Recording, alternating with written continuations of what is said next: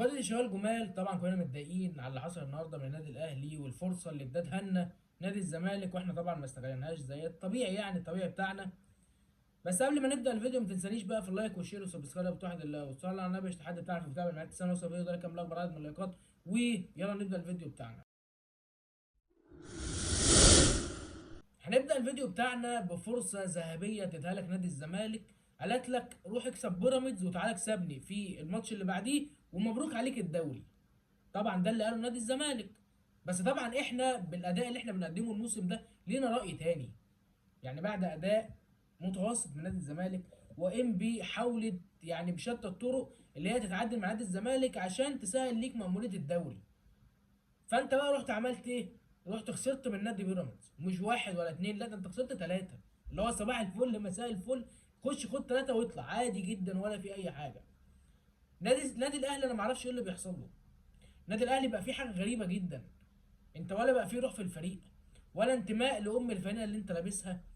اشباه لعيبه بتلعب، لعيبه عره بتلعب في ارض الملعب، لعيبه يعني مش هي دي الكواليتي بتاع النادي الاهلي. ما هو مش اي لاعب قدم موسم حلو يبقى يجي يلعب بتيشيرت النادي الاهلي. يا جدعان يا جدعان انتوا فاهمين غلط. يا جدعان انتوا شلتونا بجد. يعني انا بالنسبه لي حاسس ان الاهلي عايز يتعمل له انحلال وتجديد. في لعيبه كتيره محتاجه تمشي، ده لو ما كانتش اللعيبه كلها. يعني انا في كذا لاعب بس هو اللي لا يمس والباقي كله يمشي عادي. يعني تريزيجيه، الشحات، مروان عطيه.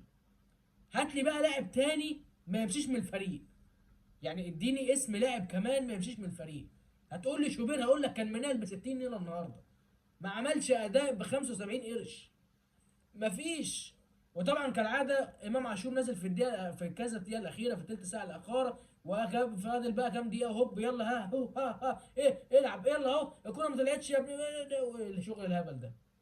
انما بقى نلعب وندي اداء في ارض الملعب ونلعب برجوله، لا. يعني انت النهارده تقريبا ما كانش ليك تواجد هجومي الا في اول 10 دقائق، وبعد كده بقيت بتلعب عادي جدا ماسك كوره بس مش عارف توصل للمرمى.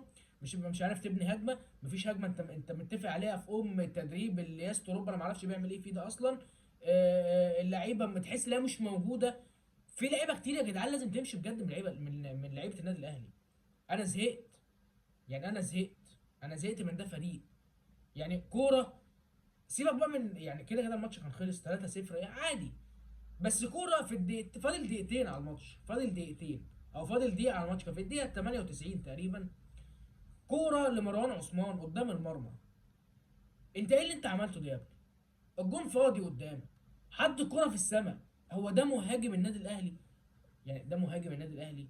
مهاجم النادي الاهلي مش عارف يخلص كوره قدام الجون؟ يا نهار اسود، يا نهار اسود. مهاجم النادي الاهلي مش عارف يخلص كوره قدام الجون؟ ايه يا جدع، احنا هنوصل لفين تاني؟ يعني احنا هنوصل لفين تاني؟ طب ممكن تقول لي الاداء الكارثي للدفاع النادي الاهلي النهارده ده هنعمل فيه ايه؟ ما انت خلاص، بص انت كده طلعت من كل البطولات في الموسم ده، خلاص بقى. تعال بقى نتكلم بالورقه والقلم. انت خلاص كل البطولات طلعت منها. طب فاضل ايه بطوله انت تلعب كونفدراليه السنه الجايه؟ شكرا. كل البطولات حرفيا طلعت منها، زي ما قلنا في نص الموسم احنا هنطلع بموسم صفر. طيب دلوقتي انت هتخش موسم وعمال تقول انا هجيب وهسوي وهبيع وهعمل وهدغدغ الدنيا. قول لنا اسماء هتمشيها. فين الناس اللي عايزه فين الناس اللي انت هتمشيها؟ طب فين البدله؟ ما هو انت بتمشي ناس مش عارف تجيب بدله، ما دي القضيه بقى، دي الكارثه. يعني من ساعه ما وسام مشي ما فيش راس حربه جه الفريق. كلها لعيبه كسر، من كمويش، من مروان عثمان، يعني اعذرني من محمد شريف. انا مش شايف راس حربه من جراد شيار. يعني جراد شيار كان هو افضلهم بس طبعا ما يجيش في وسام حاجه. فانا بالنسبه لي اللعيبه اللي انت بتمشيها انت مش عارف تعوضها تاني. فهل احنا هندلين على كده؟ يعني هل انت هتكمل الموسم اللي جاي بنفس الهبل اللي بيحصل الموسم ده؟ طب انتوا عايزين توصلونا لايه تاني؟ خلاص كدتوا نادي الزمالك. نادي الزمالك على اعتاب اللي هو ياخد الدوري وعلى اعتاب اللي هو ياخد الكونفدراليه. يعني انا مش عارف بعد الكيد ده كله هو اللي بينافس وانت اللي طلعت من البطوله او طلعت من البطولات كلها. انت متخيل احنا وصلنا لفين عامه؟ يعني انت متخيل احنا وصلنا لفين؟ احنا وصلنا الاهلي دلوقتي بقى بينافس على المركز الثالث والرابع، اللي هو صباح الخير يعني. انت بينك وبين سيراميكا نقطه واحده. فيعني انا مش عارف احنا هنوصل لفين تاني. يعني انا الدفاع الكارثي اللي انا شفته من الدفاع النادي الاهلي النهارده ده، انا ما بحبش اشوفه تاني. انا ما بحبش اشوف اللعيبه دي اساسا تاني في ارض الملعب. من ياسين مرعي اللي كان بيهجس النهارده، من ياسر ابراهيم اللي ما كانش قادر يشيل نفسه، من كوكا اللي انا مش مقتنع بيه اصلا كلاعب كوره عامه في العموم، من محمد هاني اللي انا ما اعرفش هو بيعمل ايه اساسا النهارده. يا ابني ده انت ما فيش كوره عرضيه عرضتها صح يا بني ادم. فازاي كل ده هيعدي كده يا جدعان؟ بجد ازاي كل ده هيعدي كده؟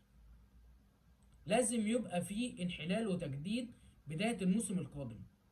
نيجي بقى لعم يستر، المدرب اللي اقسم بالله ما عنده ب 2 جنيه معلومات كرويه. مش تدريب بقى وفن لا، معلومات كرويه. انت على الابيض، انت ميح انت ميح. انت معاك لعيبه على فكره، يعني انا عايز اقول لك انت معاك كواليتي مش وحش، بس انت مدرب على الابيض، انت شوكولاته، انت مفيش.